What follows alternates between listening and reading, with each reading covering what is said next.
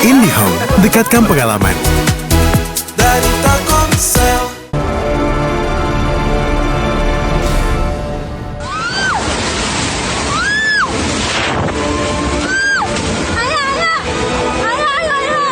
Yang pertama, mereka tidak dapat kita salurkan bantuan ke pedalaman melalui kadang masih banjir dan juga jembatan putus. Kadang bukan mati banjir, mati kelaparan. Ini kalau saya lihat di belakang saya saat ini yang memang sangat terdampak pemirsa. Kemarin terjadi longsor dan jalanan baru dibuka. Namun tepat di belakang saya memang terjadi kepadatan. Kepadatan ini terjadi akibat dari jalanan yang masih licin sehingga kami masih belum bisa melewati jalan tersebut.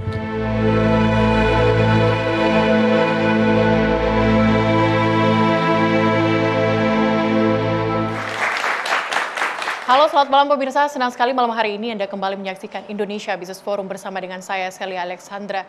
Pemirsa, Indonesia tengah berduka 3 provinsi yang berada di Pulau Sumatera, yakni Sumatera Utara, Sumatera Barat, dan juga Aceh. Ini seakan menyadarkan kita bahwa kekuatan alam begitu luar biasa, dapat meluluh lantahkan segalanya pemirsa.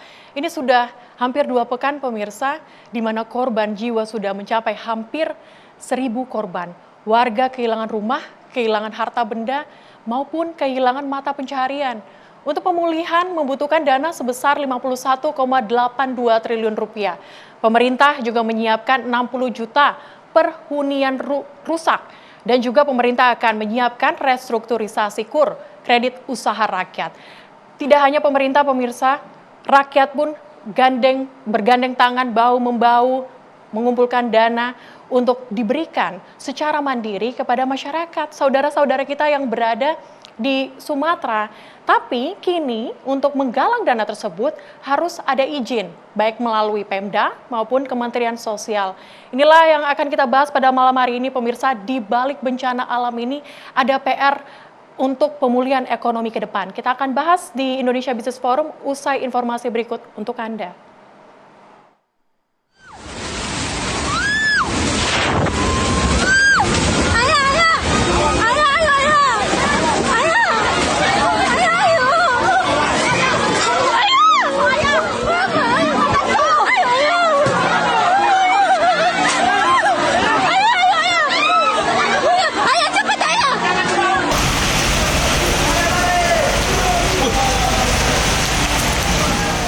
Yang pertama, mereka tidak dapat kita salurkan bantuan ke pedalaman melalui kadang masih banjir dan juga jembatan putus.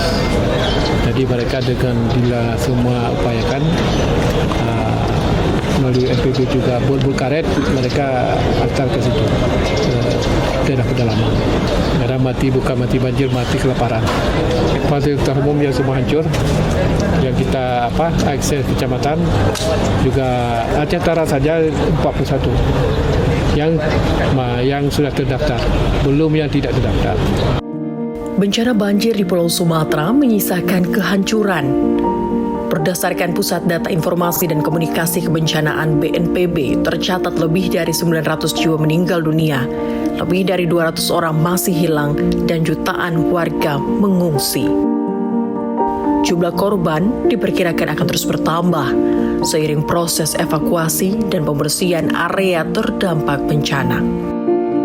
Total daerah terdampak berjumlah 52 kabupaten dan kota di Aceh, Sumatera Utara, serta Sumbar. Selain itu, 156.000 rumah, 435 jembatan, 1.200 fasilitas umum hingga 534 sekolah yang rusak akibat bencana ini.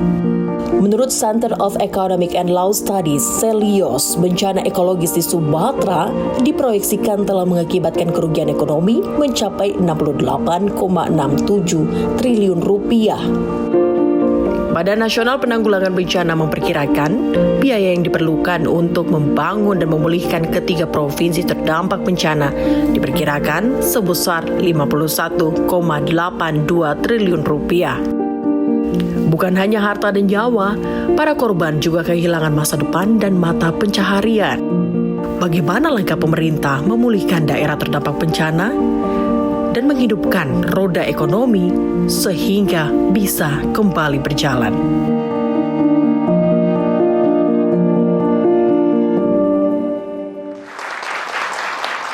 Ya pemirsa, spesial hari ini Indonesia Business Forum kita mengangkat soal duka Sumatera, ekonomi rakyat harus dibangkitkan. Ini kemudian menjadi perhatian kita bersama, di mana saudara-saudara kita yang saat ini berada di Sumatera, khususnya di Sumatera Utara, kemudian Sumatera Barat dan juga Aceh yang saat ini tengah berjuang untuk kehidupannya saat ini, berada di tenda pengungsian, dan juga bagaimana nasib kehidupan mereka di kemudian hari pemirsa usai bencana alam yang meluluh lantahkan semua rumah mereka, mata pencarian, harta benda hilang. Malam ini kita akan bahas bersama dengan seluruh narasumber yang saya sudah undang hari ini dan kami hadirkan untuk Anda. Saya akan sapa terlebih dahulu Ibu Iren Swasuryani, Asisten Deputi Pembiayaan Usaha Mikro Kementerian UMKM RI. Selamat malam Bu Iren. Selamat malam. Terima kasih sudah hadir Bu Iren. Saya juga ingin menyapa ada Muhammad Putra Hutama, Mas Tama. Ini adalah tenaga ahli utama KSP. Selamat malam Mas Tama. Selamat malam Mbak. Baik. Saya juga ingin menyapa ada Alin Halima Tasaudia. Ini adalah ekonom LPM FEB UI. Selamat malam Bu Alin. Terima kasih sudah hadir. Baik, ini juga Mbak Ciki Fauzi yang baru saja tiba. Dia merupakan relawan Dompet Daufa Bencana Sumatera. Selamat malam. Selamat malam Mbak Ciki. Terima kasih juga sudah hadir. Ini rupanya baru saja tiba begitu ya Mbak Ciki ya. Nanti kita akan dengarkan bagaimana kemudian cerita dari Mbak Ciki. Saya juga ingin menyapa ada Pak Rizwandi Kaputra, Sekda Kabupaten Bener Meriah Provinsi Aceh. Selamat malam Pak Rizwan. Selamat malam Mbak Celia.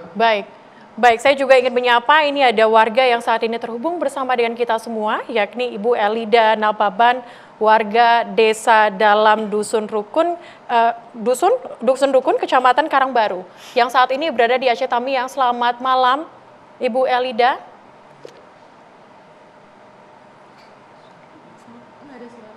Baik. Selamat malam. Ya. Baik, sebelum nantinya kita berbincang bersama dengan narasumber di tempat saya saat ini di studio, saya ingin dengarkan dulu bagaimana kemudian cerita di sana. Bu Elida saat ini berada di tempat pengungsian, betul Bu? Iya, betul di tenda pengungsian di pinggir jalan. Bu, sudah berapa lama Bu di tempat pengungsian Bu? 2 minggu Bu, sudah 2 mingguan lebih. Setiap hari makannya apa Bu? Makannya kita nunggu dikasih nasi yang di pinggir jalan Bu. Nasi di pinggir kita jalan? Nunggu, iya, orang-orang berhenti kasih nasi yang di pinggir jalan. Kalau nggak ada yang ngasih bagaimana Bu, nggak makan? Atau? Ada mie yang dikasih mie itu. Ini mie yang dikasih itu mie yang sudah matang kah? Ada airnya di situ, air bersih yang disediakan kah? Atau harus makan mie mentah? Karena saya lihat di media sosial ada yang makan mie mentah, Bu. Iya, mie mentah. Mie mentah karena nggak yang dimasak. Mie di kota. Baik. Yang belum masak. Ibu berapa orang Bu yang berada di dalam tenda pengungsian ini? Kami ada 7 kakak. 7 kakak. Kalau keluarganya Ibu Elida sendiri ada berapa orang, Bu? Saya sama suami, anak ada 20. 20 total yang berada di satu tenda. Ibu baru dapat bantuan. Itu kapan, Bu? Dapat bantuan sekitar 9 hari atau 8 hari lah. 9 hari. Ibu, boleh tidak ditunjukkan kepada kami bagaimana kemudian kondisi di tenda, Bu? Boleh, nanti kita lihat di tenda. Tendanya seperti ini. Ini tendanya. Kita buat dari plastik, itu juga sudah koyak. Ibu buat sendiri bersama dengan keluarga lain ya, sama warga lainnya? Iya, bersama keluarga lain. Ibu dapat plastiknya, dapat tenda untuk mendirikan tenda seperti itu dari mana, Bu? Ada orang kasih. Baik, jadi sampai sekarang Ibu belum dapat tenda yang layak, begitu? Belum.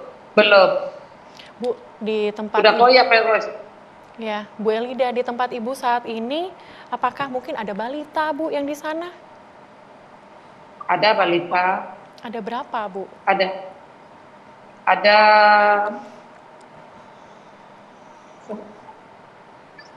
8 orang. 8 balita makannya apa, Bu? Masa makan mie? Iya, begitulah. jadi selama ini makannya mie Bu, selama 2 minggu. Ya, ketika terjadi banjir juga saya 4 hari 4 malam tidak minum. Karena airnya lumpur. Kami masak nasi dengan air lumpur yang direndamkan 1 malam, makan nasi tok aja. Itu pun berasnya beras yang udah terendam banjir. Itu yang kami konsumsi. Karena tidak ada makanan apa-apa. Baik. Kalau ada yang interview aja udah alhamdulillah kali, udah makan enak itu Bu. Cuma makan nasi tok Baik. di pengungsian. Ibu, Aceh Tamiang ini saya sempat mendengar dan juga melihat di media sosial begitu bahwa sempat terisolir begitu ya Bu ya? Gelap gulita, sekarang kondisinya bagaimana Gelap Bu? gulita. Gelap gulita Bu. Sampai Gelap sekarang? gulita tidurnya. Ini alhamdulillah sudah ada yang hidup lampunya, tapi tidak maksimal. Itu hidupnya juga kadang 1 jam atau 2 jam. Habis itu gelap gulita. Oke, Ibu, yang dibutuhkan warga di Aceh Tamiang sekarang di tempat Ibu saat ini, Ibu dan juga warga lainnya tuh apa sebenarnya Bu? Ya, kami juga butuh selimut, butuh alas tempat hidup. Udah itu peralatan dapur juga habis semua, kompor gas juga nggak ada. Kami ya apa adanya lah Bu yang kami pakai. Oke. Itu juga kami nemu di pinggir-pinggir jalan. Kadang kami ketemu piring, itu kita cuci bersih, bisa kita manfaatin. Karena rumah kita hanyut, tidak ada yang tersisa. Ibu hidup dengan kondisi seperti ini, dengan keterbatasan begitu, dengan bencana yang terjadi, ada nggak mungkin yang sakit Bu dengan kondisi seperti ini? Mungkin lansia, balita yang saat ini berada di tenda? Ada sakit gatal-gatal, ada juga yang sesak. Obat-obatannya sudah Ada. mencukupi? Obat-obatan, ya kan. Nah, sekarang kan rumah sakitnya belum lagi pulih, belum aktif. Jadi yang berobatnya di pinggir jalan itu, ya tidak semuanya obat ada. Obat sesak nggak ada, paling obat gatal, obat diare, obat sakit kepala, demam, hanya itu yang ada. Oke, untuk obat yang mungkin lebih dibutuhkan tuh kira-kira apa Bu saat ini? Kalau kami sih penerangan butuh. Oke. Seperti kami mau beli lilin aja juga nggak ada. Obat nyamuk juga butuh. Karena banyak nyamuk dalam kegelapan. Iya Bu. Tapi Bu Elida saya juga pengen tahu, sebelum bencana ini terjadi, Ibu kesehariannya apa Bu? Mata pencariannya apa Bu? Saya buka warung kecil-kecilan Bu. Jualan sembako, kios kecil-kecilan. Tapi ini sudah habis semua. Makanya saya berpikir apa pencarian kami ke depan Bu? Itu Apa pencarian kami satu-satunya. lagi habis semua ini? Itu satu-satunya Ya. sumber mata pencarian satu-satunya Bu. Iya, iya anak saya jualan nasi. Jualan nasi, tapi sudah habis semua, setelnya habis semua, nggak ada apa-apa lagi Bu yang tersisa. Jadi kami tidak tahu ke depan ini apa yang mau kami usahakan untuk menyambung hidup. Baik. Apa yang dibutuhkan Ibu? Di sini juga ada dari Kedeputian UMKM, mungkin nanti bisa mendengarkan apa yang kemudian saat ini menjadi keluh kesah unek-unek Bu. Hingga nantinya setelah bencana ini selesai, mungkin Ibu bisa kembali berjualan Bu.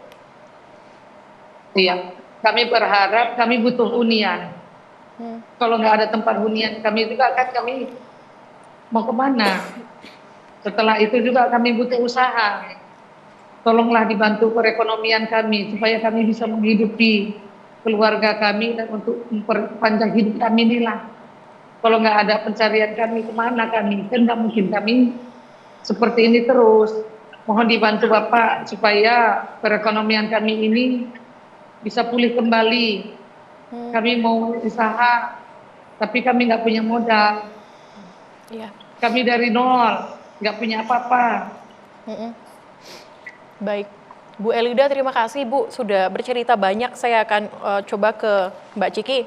Mbak Ciki, ini Anda baru balik begitu, Baru. dan ini bukan pertama kalinya Anda pergi ke lokasi bencana. Ya, Assalamualaikum Bu. Saya kemarin yang nginep di Aceh Tamiang.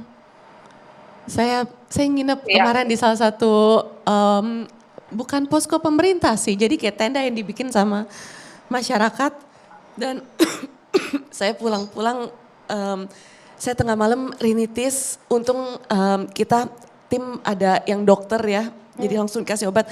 Cuma saya nggak bayangin bagaimana masyarakat sana hidup dengan keadaan seperti Tapi itu. itu memang benar seperti itu, seperti yang diceritakan juga sama Bu Benar, Elja tadi. bahkan mungkin Bu, saya bisa menceritakan lebih banyak karena saya paham Ibu pasti ada trauma tersendiri. Jadi dalam menceritakannya mungkin masih terbata-bata, tapi saya melihat banyak di Aceh Tamiang dan saya pengen kasih tahu ke teman-teman semua apa yang saya lihat di sana. Dan saya nginep, jadi kita tahu banget bagaimana perasaan dan tingkat kesulitan yang dihadapi sama masyarakat di sana. Jadi kalau saya boleh berkata ya, ini benar-benar saya ngelihat dari lapangan. Jadi sebelum saya kemarin turun, saya sudah turun di awal-awal. Saya turun di sekitar daerah Tanjung Pura, Langkat, tadinya mau menuju Aceh Tamiang, tapi jalan longsor jadi tidak terbuka. Akhirnya 3 hari karena saya ada berbagai kerjaan di Jakarta, saya harus pulang. Lalu ketika ada kesempatan lagi ke titik-titik kebencanaan saya berangkat lagi, lalu kita landing di Kuala Namu, lalu langsung menuju Aceh Tamiang. Dan ketika kita sampai sana, itu benar-benar kota kayak kota zombie, demi Allah. Itu full lumpur ya, dan ketika buka kaca, debu. Dan saya mencoba untuk tidak pakai masker saya karena tidak pengen berjarak dengan masyarakat di sana. Tapi ternyata saya pulang membawa rinitis gitu. Tapi bayangkan bagaimana masyarakat sana hidup daily-nya seperti itu. 2 pekan. Lalu saya ke pesantren ini Bu, Darul Mutakin ya namanya. Ini kalau nggak saya di daerah Karang apa ya? Saya tuh karena kebanyak titik, jadi saya nggak ingat namanya. Itu ibunya berbicara Karang. Tanjung Karang Ibu. Iya, something Karang. Tanjung Karang. Itu full banyak banget kayu campur aduk di sana, lumpur, saya jeblok juga di sana dan saya melihat bagaimana pesantren ini juga menjadi salah satu sumber kehidupan masyarakat di sana ya Bu ya. Karena di sana saya ngelihat bagaimana rakyat sana itu resiliensinya tinggi banget, Masya Allah. Untuk minum mereka mengendapkan air banjir itu, ketika udah diendapkan yang diminum di atasnya. Saya mau membasuh juga ada anak-anak pesantren di sana, ayo Kak Ciki kami basuhkan, itu airnya dicampur ada sedikit sabun tapi tetap berlumpur, tapi paling enggak saya bisa dapat lagi sepatu saya clean. Tapi itu adalah what kind of living is that? Dan saya melihat bahwa hadirnya posko-posko pemerintahan itu hanya stop di jalan-jalan besar. Jadi ketika saya di jalan, saya ketemu dengan bapak-bapak yang jalan katanya sekitar 45 menit dari dusunnya atau desanya.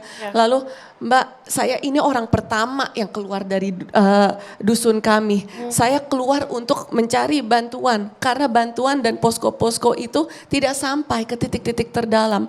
Jadi menurut saya pemerintah itu tolak ukur kesuksesannya harusnya bisa ada tuh ratusan posko yang dikatakan gitu ya di publik itu bisa masuk ke titik-titik terdalam. Oke, nanti kita coba dalami lagi. Saya juga ingin tahu dari Mbak Ciki nanti usai jeda khususnya apa sih sebenarnya yang dibutuhkan warga di sana. Usai jeda pemirsa tetaplah bersama kami di Indonesia Business Forum.